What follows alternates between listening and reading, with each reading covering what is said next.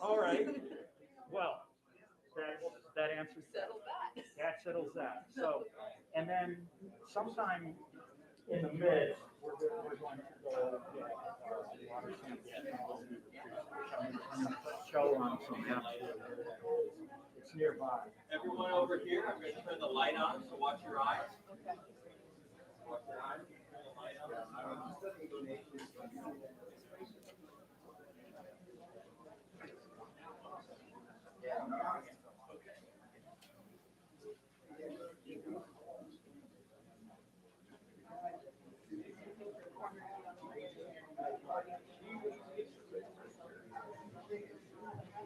No, you're not.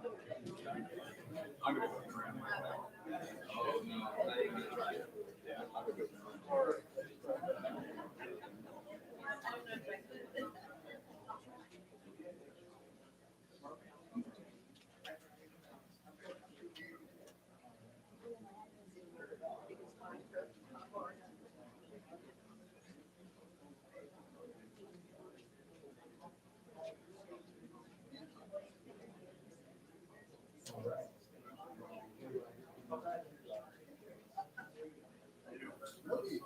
Okay. Very disappointing.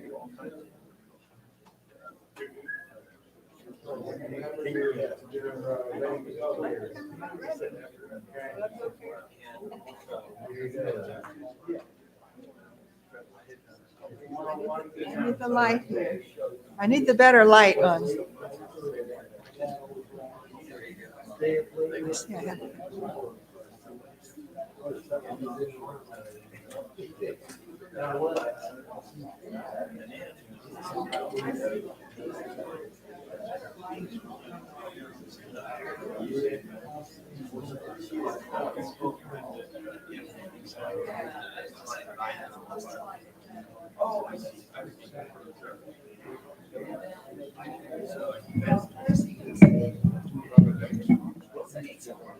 We can turn the light on until. Okay.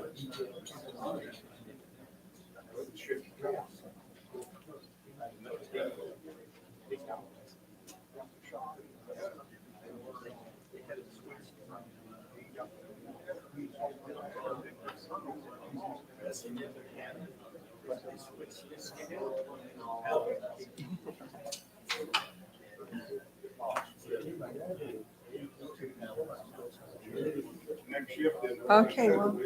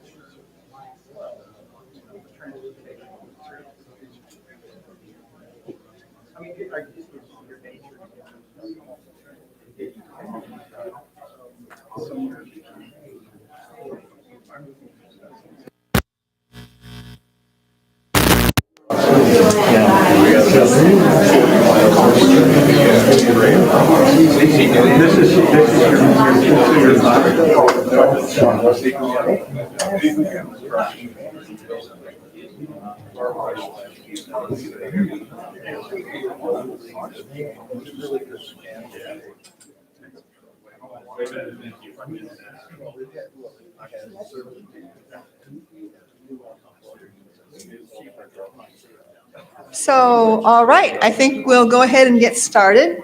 My name's Pat Marida, and I'm one of the coordinators of the Ohio Nuclear Free Network, and I'd like to welcome you all here very much on this nice day here in Piketon, Ohio.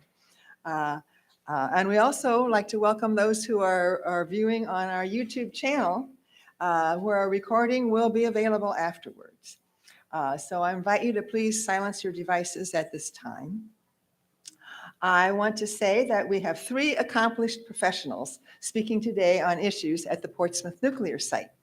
And that is the site with many names.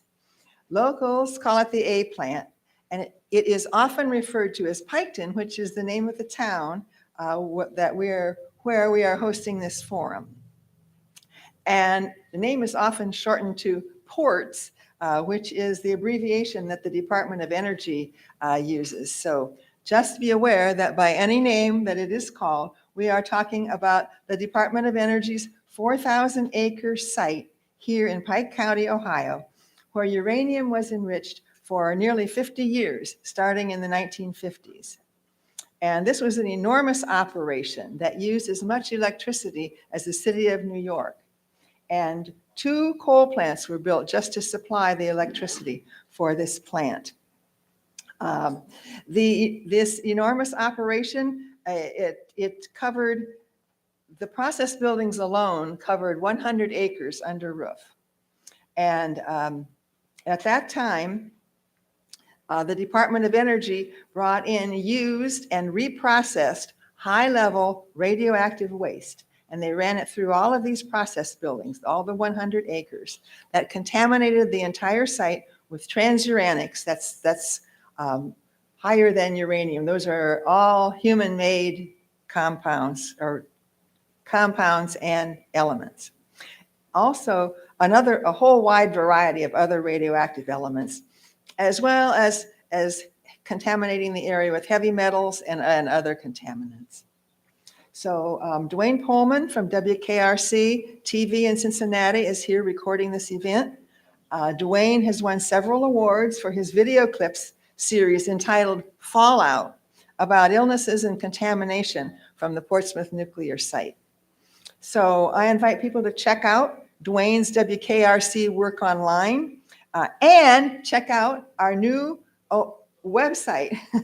It's just gone up. It's onfn.org. And so there we have a number of fact sheets. There are 2 pages about the Portsmouth site, about a couple of the industries that are there, including Centrus and the one that's making depleted uranium. Those are available to be printed out on 1 sheet of paper. So be sure to check out ONFN and WKRC online. Let's see. At this time, I'd like to invite any elected officials or their representatives to please stand. Do we have any elected officials or representatives? Would you please introduce yourself? Yeah, I'm Isaac Dixon. I'm a council member here at the Old Piketon. I'm an appointed member, so I'm pretty new. Been there 6-8 months. I'm very excited to learn about this stuff. You know, from my perspective, being a citizen here for a long time, we're kept in the dark for the most part. So I want to learn about this stuff. We want to be transparent. We should know what they're doing over there. And so happy to be here. Thank you very much. Say your name again. Isaac Dixon. Okay. So after the speakers, there'll be a time for questions and answers. And we have index cards and pencils. And if you haven't got one, there's some back there on the table. Write questions down. So questions for each speaker will be collected when that speaker finishes. And so we'll pass them to the aisle and they will be picked up. And then we will have the question and answer session after everyone has, after the 3 speakers have spoken. So as it says on your program, we're not having a formal break.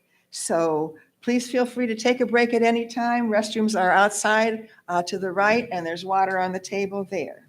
So with that all said, I would like to introduce our first speaker today. Our first speaker is Dr. Michael Ketterer, who is an analytical chemist and professor of chemistry and biochemistry at Northern Arizona University. Michael holds a BS in chemistry from the University of Notre Dame and a PhD in analytical chemistry from the University of Colorado. Michael has worked in private industry as a chemist for the US EPA's Office of Enforcement and has taught at 4 different universities.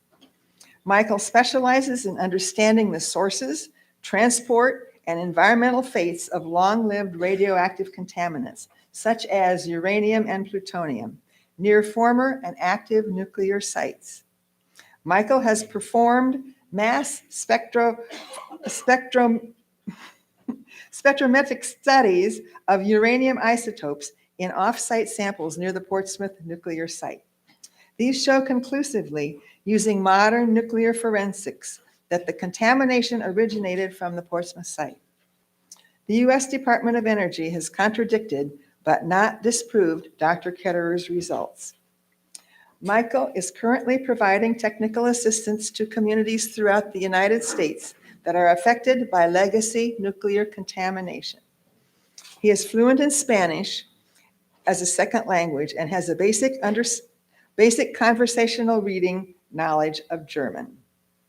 Let's welcome Dr. Michael Ketterer.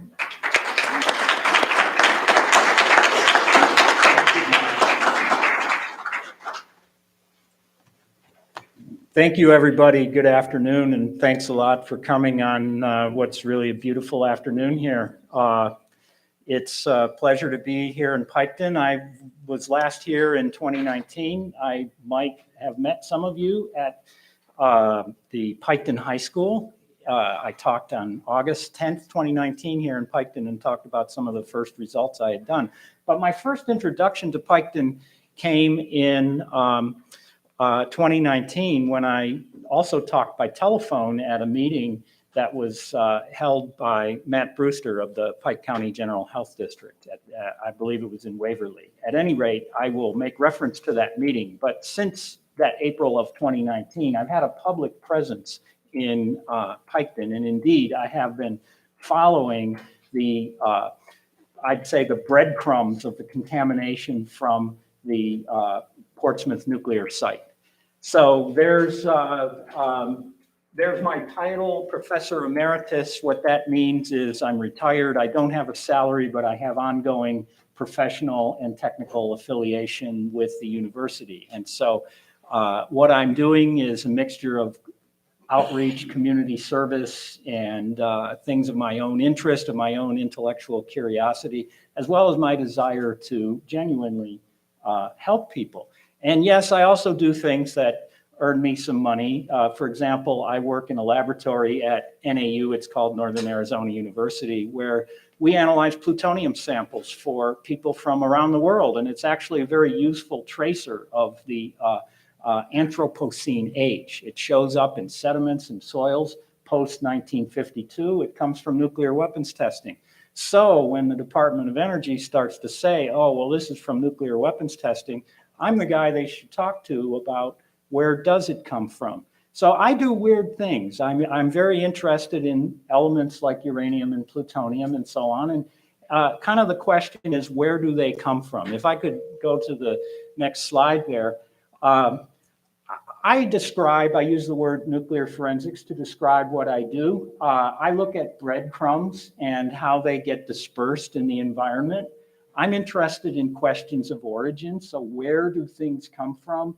I'm interested in sources. That's where the stuff comes from. And receptors, we use the word receptors to indicate where does this stuff go. And so receptors can be soil or water or biological systems. We could be talking about what's in my hair or what's in my teeth or what's in my bones or my kidneys. Those are all receptors as well. In my work, I'm interested in all kinds of environmental contamination. As Pat mentioned, I got my start at US EPA about 30 years ago or so. I was in the business of helping the Department of Justice and the US EPA prove where does lead contamination come from near Superfund sources. During that time, I did a lot of work on lead, but in the last couple of decades, it's been more about uranium and plutonium. And I'm interested in former nuclear sites. And at these places, the prevailing question that I'm trying to answer is, how far does the footprint of contamination go? You know, is it a mile? Is it 3 miles? Is it 6 miles? Is it beyond that? And that's an unknown, because if you start scratching the surface, there's not a lot of hard data. Some sites, yes, but many other sites, there's not a lot of hard data. I'd like to think that a lot more light has been shed on the off-site contamination from the Portsmouth Nuclear Reservation. A lot more light has been shed on things in the last few years as a result of, disclosing data, taking samples on behalf of the public and disclosing data. I start in this work with a standpoint that's called the null hypothesis, and that's a term that comes from statistics, and it basically means, what is your default assumption? It's sort of like, in the criminal justice system, the default assumption is that someone who has been accused of a crime is innocent until proven guilty. Or in civil litigation, the plaintiff has to prove something about the defendant. So my default position when I do this work is we expect to find uranium everywhere. We do. It's in my backyard too. We expect to find it everywhere, but the default assumption or the null hypothesis is that the uranium is from nature. It's coming from nature. It's not coming from something else. We also expect to find small amounts, pretty small amounts of plutonium and neptunium in the Earth's surface. It's not really from nature, although if you want to split hairs about it, you can find a few plutonium-239 atoms and neptunium-237 atoms in uranium ores. But for the most part, these guys can be found on the Earth's surface from 1950s, 1960s nuclear weapons tests. So that's sort of the standpoint that we begin with. And so then I collect samples and I test these samples against those null hypotheses. And the default is always that the contamination is not there until it is proven that it is there. Just like, the innocent are innocent until a convincing case is made otherwise. In my work, I conduct my own field work. I go poking around in the field, taking samples. I do my own lab work, and I also do all my own data interpretation. And so I put all of the elements together, and I'm able to say things like, well, I found this contamination from here, there. So for example, on April 27th, 2019, I said to the community, I found enriched uranium from the Portsmouth nuclear plant in the attic dusts of Zons Corner School that were sampled by Elizabeth Lamerson and her husband, Josh Lamerson.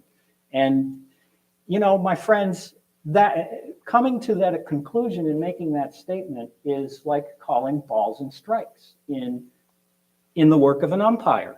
I am gathering samples, analyzing them, measuring the isotope compositions of these elements against the null hypothesis. And in the case of Zons Corner School, I said, well, sure, there's uranium from nature here, but there's an added component. There's other stuff mixed in here that came from the Portsmouth nuclear site. So with respect to the work we're kind of making, field and lab investigations and gathering together data. I work with citizens and I do some of my own sampling, but I collect samples that enable these null hypotheses to be tested. And we want to test them to learn something about a place like the Portsmouth site. So the primary lab work that I do uses an atom counting instrument. It's called a mass spectrometer. Basically, it measures relative numbers of atoms of uranium or something like that. Plutonium works also.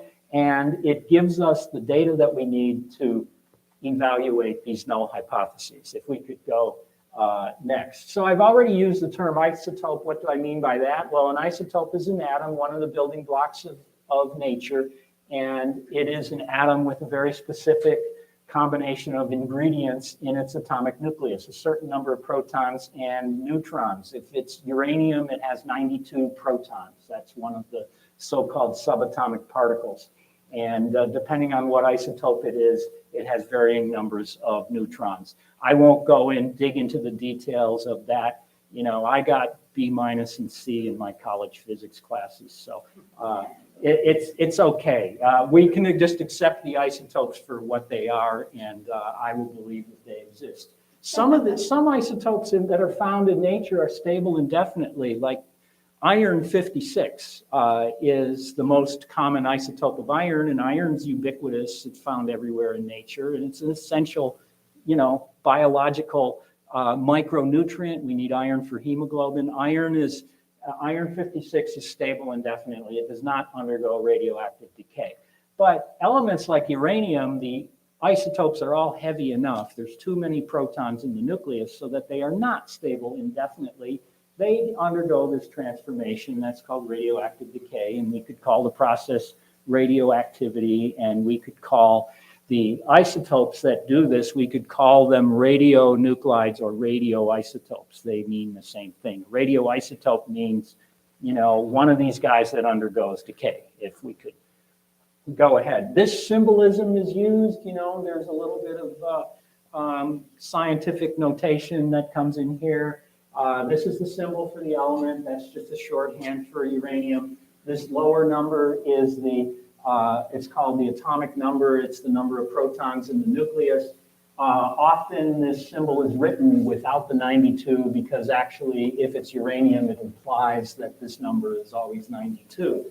This upper left number is called the mass number, and that's usually the name of the isotope. So if you say something like uranium-235, you could write 235 like this with the symbol, and then it would be clear what you're talking about. But I'm going to use terms like this. I'll use the symbol U to refer to uranium. Pu is plutonium, and Np is neptunium, and Tc is technetium. Those are 4 elements I'll probably make reference to here today. So the radioisotopes that are heavy like this, they tend to undergo what's called alpha decay. And alpha decay is a process where the nucleus breaks off and spits out at high energy a little chunk of it that's called an alpha particle. It's actually a helium atom.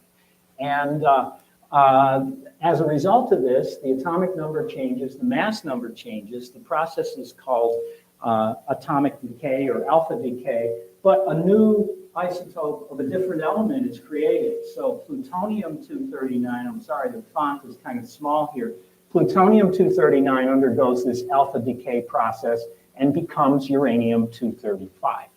And all of these elements up there in the periodic table, uranium, neptunium, plutonium, americium, just about all those isotopes are all alpha emitters.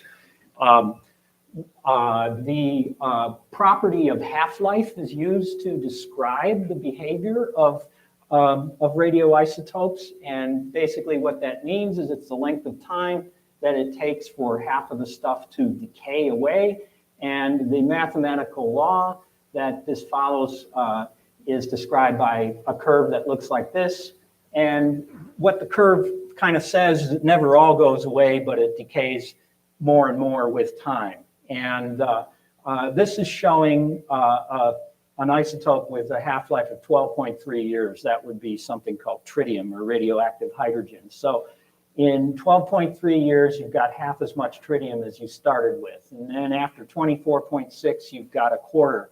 And then after a third half-life, it's an eighth, and then it goes a 16th. You may hear things like, well, plutonium stays around for 250,000 years. That gets repeated in the press often enough. And basically what that is saying is that's waiting 10 half-lives. You will actually have, if you extend this curve out 10 half-lives, about 1/1000th of it left. So if you had 1,000 bads of plutonium, you still have 1 bad left after 250,000 years. If we could go here, what I'm showing is that these isotopes that are heavy and are alpha emitters, those alpha rays, or particles as they are, they don't penetrate very far. You may have heard they stop by a piece of paper or skin or something like that. You may have been told, if you get them on your skin, no pasa nada, it's not a big deal or anything like that. The problem with alpha emitters is when you internalize them. If you drink them, if you inhale them, if you ingest them through hand-to-mouth contact, if they're present in your food, if the alpha emitter is getting into your body, that is how it harms you. Because if we could go back 1 slide, 2 slides. We've got this little high-velocity particle just shooting around in your lung tissue. It's like a bowling ball in a china shop, causing internal cellular damage is what that alpha particle is doing. Let's go ahead 1, 2, 3 slides. There. So uranium is an element of interest, and I think the thing one should be most concerned about is internal exposure, breathing it, and you have no choice but to breathe, and drinking it. You can do something about your drinking water, that's for sure. Uranium is ubiquitous in nature. It's one of the building blocks of the Earth's crust, even though it's radioactive. Uranium-238 has a half-life of 4.5 billion years, so we still got about a half of it left from when the Earth was formed. But it can be found in soils everywhere, and this is kind of a map that shows you how much to expect. But what I'm showing you here is this is kind of the null hypothesis for uranium. This is what we expect to see anywhere and everywhere. If we could go ahead here. This is a map showing the footprint of the Nevada test site. As you may know, there were nuclear weapons tests done above ground in Nevada in the 50s and the 60s. People used to go out and from the Strip in Las Vegas and go onto the roofs of the hotels, and when a test was announced, they'd go out there and they'd watch the test. You could see it from Las Vegas. Anyway, the footprint of contamination from the Nevada test site and all the other tests. The former Soviet Union was actually responsible for probably 80% of it. But the atomic testing, the distribution of that in the environment, and plutonium comes from that, and neptunium comes from that, and so on, that's pretty well known. So we also know what that null hypothesis looks like too. We could go ahead. But what I'm doing is trying to see, do the fingerprints match the null hypothesis, or do we have something different? So these isotope or atom ratios, as I call, simply ratios of numbers of atoms, and the mass spectrometer counts atoms, so it measures that pretty directly. It's giving us very distinct information. It's different from how much. It's not really answering the question how much, although we can do that too. It's answering the question, where is it from? Is it from nature because I am accepting the null hypothesis, or is it from somewhere else because I had to reject the null hypothesis? So we can find out about things like enriched uranium and depleted uranium. You've heard the term depleted uranium. I've investigated some sites. Aerojet in Jonesboro, Tennessee has a plume of depleted uranium. So does StarMet, is a Superfund site in Concord, Massachusetts. Same thing there. Enriched uranium, I can tell you about a couple other of these besides Piketon that are in the continental US. Recycled uranium is another term which means uranium recovered from plutonium production reactors. DOE likes to use the term reactor returns, whatever that means. I take from context because they don't ever explain it to you. But what they mean is uranium that has been through a plutonium separation process, and they were reusing the uranium. And when we find neptunium and plutonium, we expect to find them in small amounts. I told you before, my lab does that all the time. I measured a whole tray full of samples from the deep sea near New Zealand, and another tray full of samples from 190 samples from lakes in Iceland.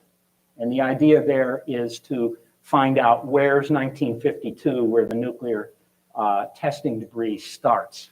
So we can expect to find these, but in that case, it's all from fallout. And the question around here is, well, if we find these guys, are they from this fallout, or is it from the local plant? If we could go ahead here. So if we focus on uranium, there's 4 isotopes that we can measure. The first 3 are found in nature. Uranium-236 is mostly synthetic. Uranium-236, small amounts of it are found in nature, but large amounts of this are present in recycled uranium. So this isotope, 236, is a distinctive fingerprint of stuff from Portsmouth. If you find uranium-236 in the environment around here, that is where it came from, because it doesn't really belong in nature. There's some caveats to that, and on the other hand, if you find this in nature, it's pretty sure to be from a local nuclear site. And so we measured these ratios in our data and test them mathematically. So I'm in a numbers comparison game. I sit in a little windowless room, I feed samples into an instrument, I type up numbers on my calculator or put them in Excel, and I say, aha, and the light bulb comes on. Sometimes the light bulb comes on, sometimes not. I evaluate these ratios to test the null hypothesis. If you could go ahead. So what's different about the uranium that might be in the environment here versus elsewhere is Portsmouth was the site of a gaseous diffusion plant. And this is an old technology for separating and enriching uranium isotopes. This is a cartoon of something called a converter. And the basic idea of this is a porous nickel membrane is inside one of these converters, and a pressure difference. There's a high pressure side and a low pressure side. There's a pressure difference is forcing the uranium hexafluoride molecules through these very small openings. This is all classified. You know, I don't have a security clearance. I can guess how they do this, but I don't know, and I don't care. It doesn't really matter to me, but this is an isotope separation process, and this was done on a vast scale to make ton quantities of various grades of enriched uranium here for, as Pat said, decades. Okay, and so depleted uranium is the leftovers that has a lot of uranium-238 in it, and enriched uranium has more uranium-235 in it. So as this process continues and continues and continues, the isotope composition keeps getting farther and farther away from nature. And these cascade systems, as they're called, they were handling UF6, uranium hexafluoride, as a gas. This is a substance that has a boiling point of 60 degrees centigrade, so it's about 140 Fahrenheit. And so the entire plumbing system, the entire cascade system had to be held at temperatures higher than that. This is why you see those big high tension lines that went from the Madison, Indiana power station to the Piketon plant. Those were supplying the electricity. A lot of the electricity went into the heating and to the pumps, vacuum pumps and compressors used to drive the material through the membrane. So a lot of electricity consumption there, but the system has to be held at high temperatures, so this can only function when the UF6 is in the form of vapor. And this is a very reactive substance. If it leaks out into the atmosphere, and this is a system with miles and miles and miles of plumbing, or it was a system with miles and miles of plumbing, every valve, seal, gasket, everything, all of that stuff, this UF6 leaks out. I know about leaks. I had a cylinder head failure in my car, and coolant goes into the cylinders. That's a fun thing. So, you know, mechanical systems break down and they leak. And so it's easy for me to imagine that over decades and decades, vast amounts of UF6 leaked out into the air. Well, UF6, uranium hexafluoride, reacts. It's very reactive. It reacts chemically with water vapor. And the products are hydrogen fluoride, or when that hits water, it's hydrofluoric acid, kind of a pungent, vinegary smell. HF, hydrofluoric acid, has a very distinct smell. And the other products are uranium compounds with oxygen and fluorine in them that they turn into aerosol. So the gaseous diffusion plant was a giant aerosol making machine.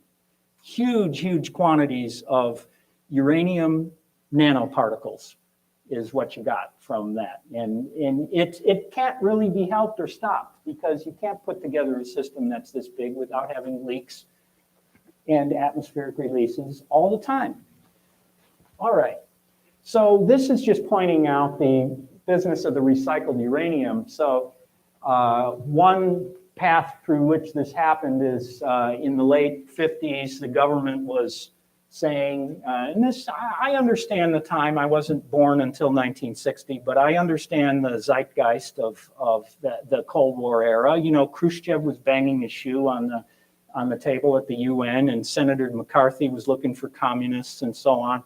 We needed to do what we did, you know, as a country with respect to nuclear weapons development, or at least that was the thought at the time. And so we did, you know, the United States did some things like testing atomic weapons on its own soil, and making plutonium and recovering the uranium from these reactors from Hanford, separating it chemically and returning it to the gaseous diffusion plant.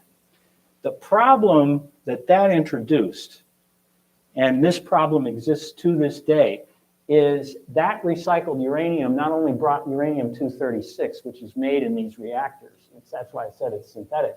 Neptunium, plutonium, and technetium come along for the ride. They are present as contaminants in this recycled uranium feed.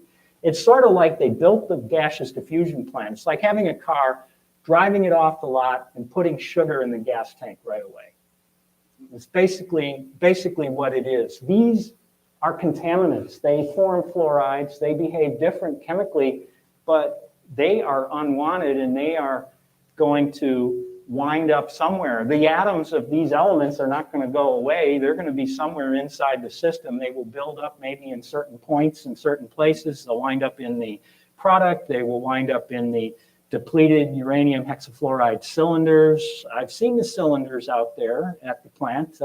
These guys are in there, or they get released into the air, you know, but these were not wanted. But the government made the decision. We got a uranium shortage. They were scraping everything they could find out of the Colorado Plateau. And as somebody who's lived in Arizona and Colorado for many years, I know what, you know, the footprint of uranium mining looks like. So they were recycling uranium. We think of recycling as a good thing. In this case, it contaminated the plant. By the way, the French had a gaseous diffusion plant, and they are very proud to say they did not do this same thing. They came to the DOE Waste Management Symposium in 2004, I think, and gave a talk and basically said that. We did not contaminate our gaseous diffusion plant. No. Anyway, if we could have the next slide. Mass spectrometry and what I do, this is a mass spectrum. It's a graphical depiction of numbers of atoms versus mass. And so the data output looks something like this. And I measure how high this is, take a ratio. 240 divided by 239 atom ratio, that's a signature of where did the plutonium come from. If it's from atomic testing, it should be 0.18. This is from a place, wonderful chocolate factory called Rocky Flats.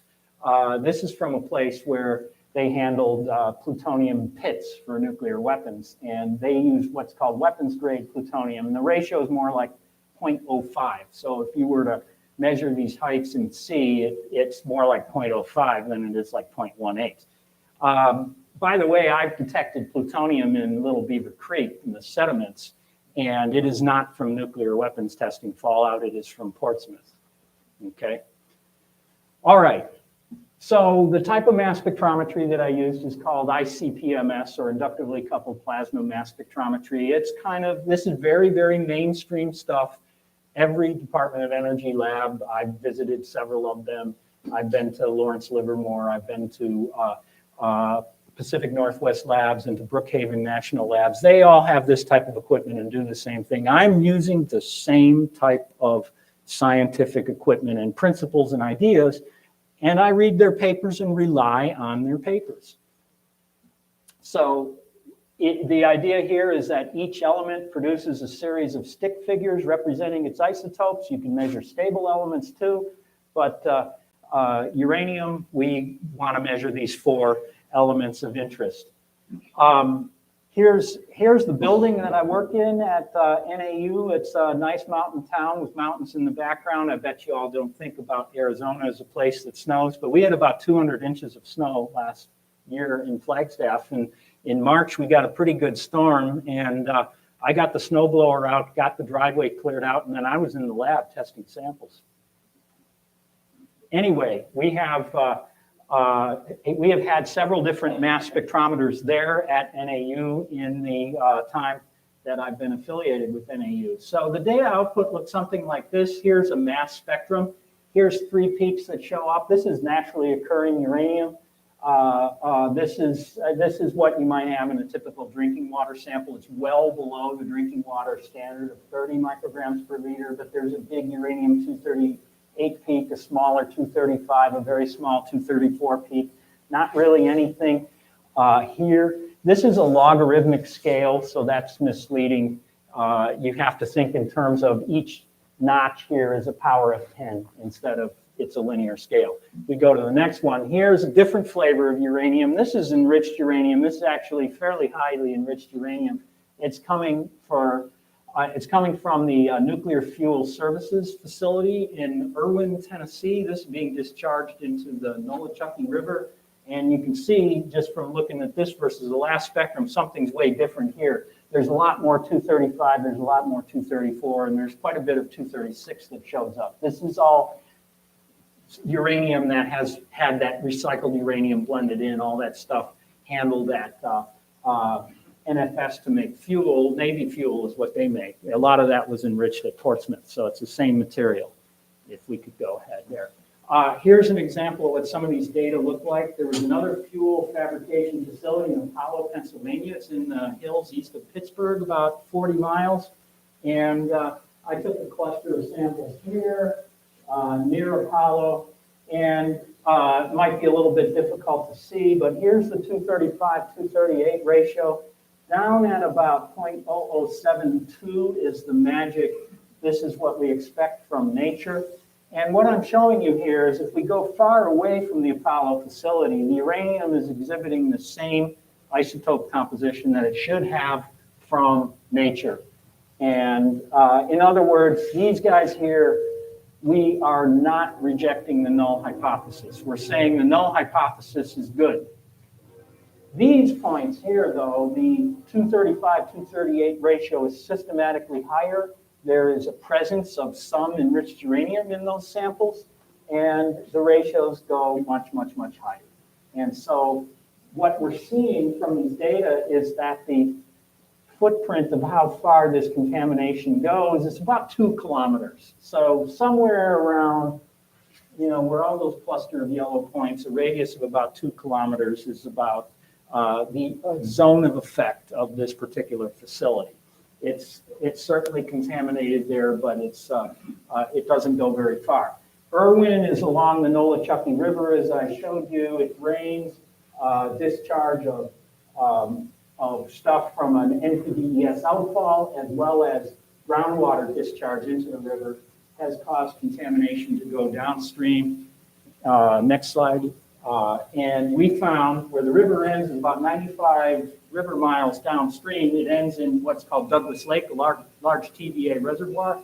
I went and did some sediment cores from that area, and this is what you see. There's some lenses of enriched uranium in the Nolichucky River terminus. So the contamination has flowed downriver 95 miles from that place. All right, well, that's some things that I did in the past. In 2018, I had recently sort of retired, although I intended on beginning a post-career phase of life. And I was thinking about what to do, and I was honestly beating myself up because my mother and father had lived in Ohio for 40 years. And my family, myself, had lived in Ohio for 5 years. I lived in Lake County, Ohio, up in the Cleveland Snowbelt. And I taught at John Carroll University. But all that time that I lived in Ohio and all those years, I thought to myself, I don't really know anything about Piketon. I've never been down there. And I'm very familiar with the cultural divide that kind of exists in Ohio. You know, if you ask people up in Cuyahoga or Lake County or places like that about things down here, what do they do down in Piketon? What's this A plant about? Nobody has a clue. And I'm guilty of that same thing too. So in 2018, I said, I'm gonna learn about this place. I did some reading. I had the occasion to make a trip down to Ohio, and so I snuck down to Pike County, and I took some samples. I don't think anybody saw me. Maybe somebody did, but I don't think anybody saw me. There's my little round car, and I'm over by Little Beaver Creek somewhere. And so I took some water samples and so on. If we could go ahead. And it just was shocking to find contamination plutonium in the Little Beaver Creek sediments, neptunium, enriched uranium in water and in soil. I was pretty shocked. So I got into contact, I contacted several community members, and I began working with Lamersons, Elizabeth and Josh Lamerson. And that culminated, I worked with a colleague at NAU, Scott Sechaney, in the early stages of this project. And he and I co-authored this report, and we presented this to the community on April 27th, 2019. So in the intervening time, I have continued to do things. But some of the things that we presented on April 27th, and you can go to this YouTube, and I want to give a thank you to Bobby Vaughn, who's over here with one of the video cameras. Bobby made this recording and posted it on YouTube. And I presented by telephone. This was in the pre-Zoom days. I presented by telephone some of our findings. And at that same meeting, I heard some things from DOE that were quite interesting. To put this in context, this was right after the community had learned of the neptunium detection at Zons Corner School. So the meeting was held in response to that. And Elizabeth Lamerson and Matt Brewster made arrangements for me to talk at this meeting because my report, my study of several months with Scott was just about ready now. We were ready to go tell the community what we had found. So what we found is that the neptunium at Zons Corner has to be just about definitively from Portsmouth, and it's not from global fallout. Department of Energy, Jeremy Davis, I heard him on tape. It's on tape here. He made a false allegation that the neptunium at Zons Corner was from nuclear weapons testing. Jeremy, my friend, I think you're out of your league on making this statement, to put it lightly. The neptunium that was found at the Zons Corner School by DOE's own air monitors. I found neptunium in many other places around the site. It's all from recycled uranium. It was introduced into Portsmouth starting in the 1950s. And I found it in water, it's found in soil, ambient air, dust, etc. If we could go ahead to the next slide. Despite that, one back.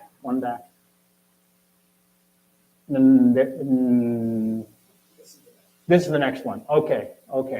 All right. Despite all those statements by the DOE, this is the DOE's own data. This is a Lawrence Livermore National Labs study called the Moody Report.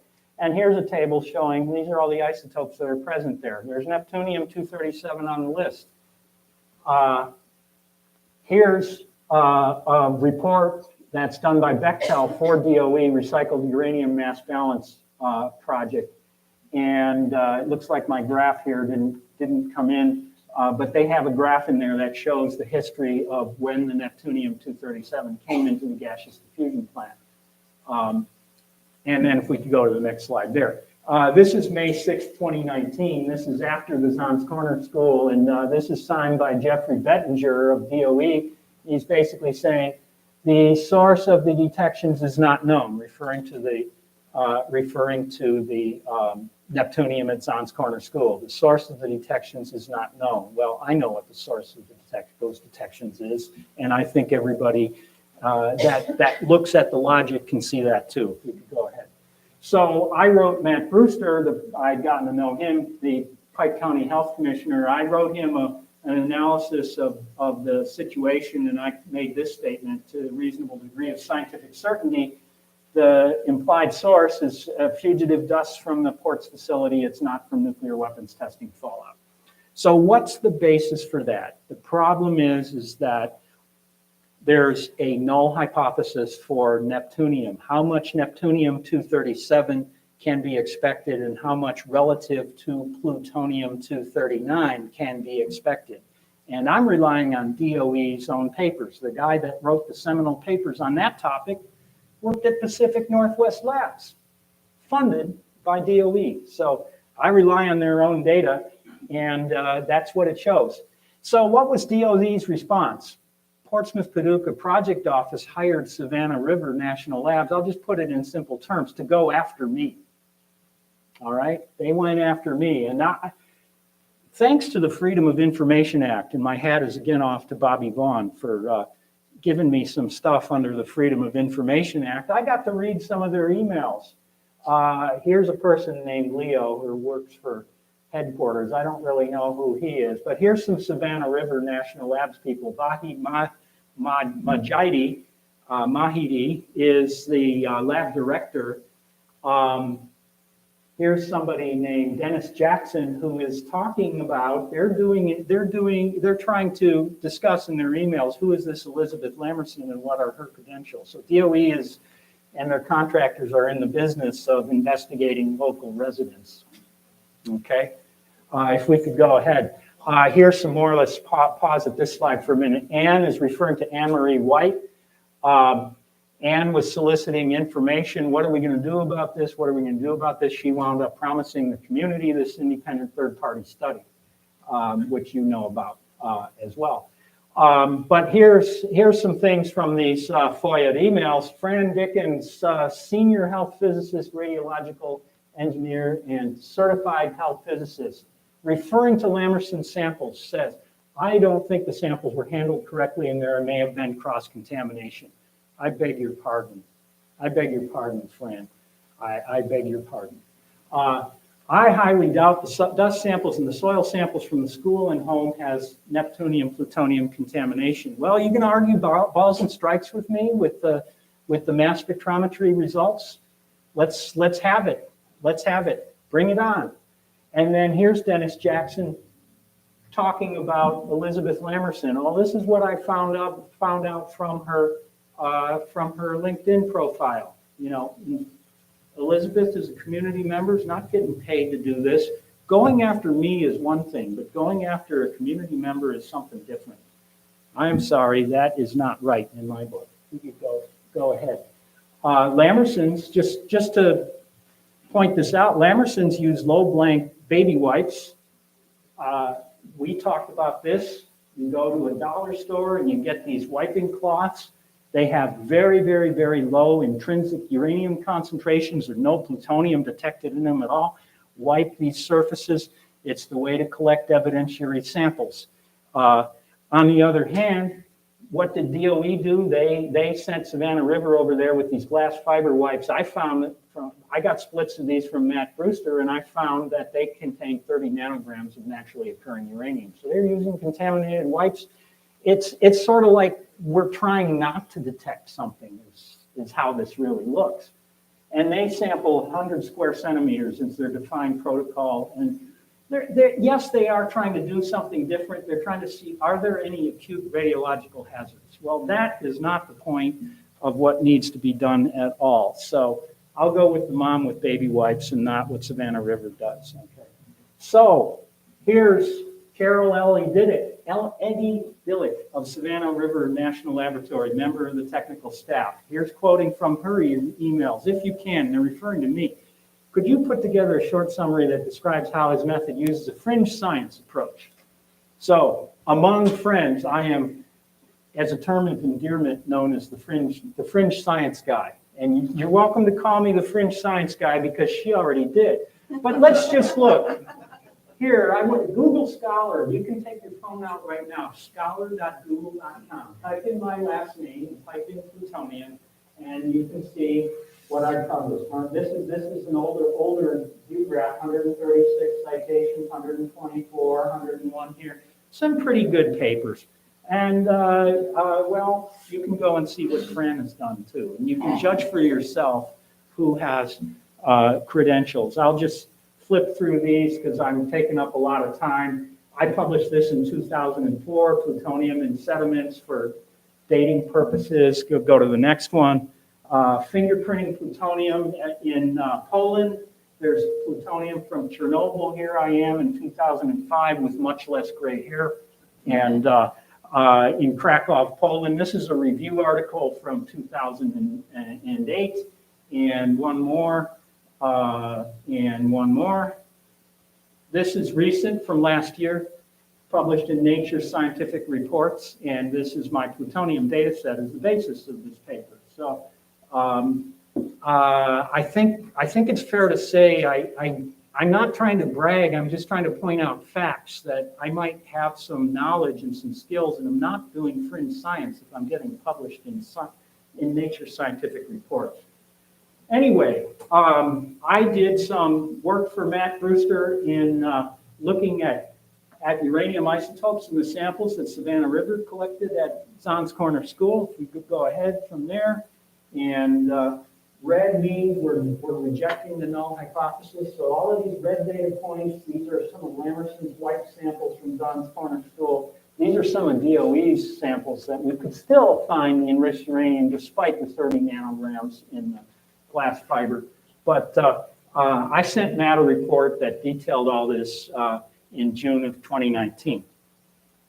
And I want to give credit to Elizabeth Lamerson, not only for taking a lot of samples from those places, but she's been working with Scioto and Seal townships and running an air monitor, including another one on her own property. So this is a high volume air monitor, and she sends me these air monitoring filter sections, and so I punch a subsection of this, and then I do chemistry on this and use the mass spectrometer to see what's happening. If we go to the next slide, here's some results I'm going to show you from the air monitoring program. And so this is a time series that starts about 2019, ends mid-2021, and so it actually ends shortly before they began with the open air demolition. But it's quite interesting what you see. So if uranium is from nature, it should all be down here by this dotted line. But it's not. So what this means is that during this 2019 time period, they're emitting enriched uranium into the air. It's being detected. This is Lamerson's monitor at their property. It's being detected in their plant. But it's interesting to see what happens when COVID starts, March, April 2020, somewhere in there. Plant activities start, everybody got sent home, all activities stopped, no more D&D work taking place on the plant site. Look at what the uranium does. It returns to naturally occurring values. The uranium in the air is almost all from nature at that point in time. And that's during the first 3 months of COVID, and then about July, August, it picks up again. I call this the so-called COVID hiatus, and I want to give a shout out to Dwayne Pullman too for his wonderful coverage from Cincinnati Channel 12, and we talked about the COVID hiatus. You can go and find that footage on their website.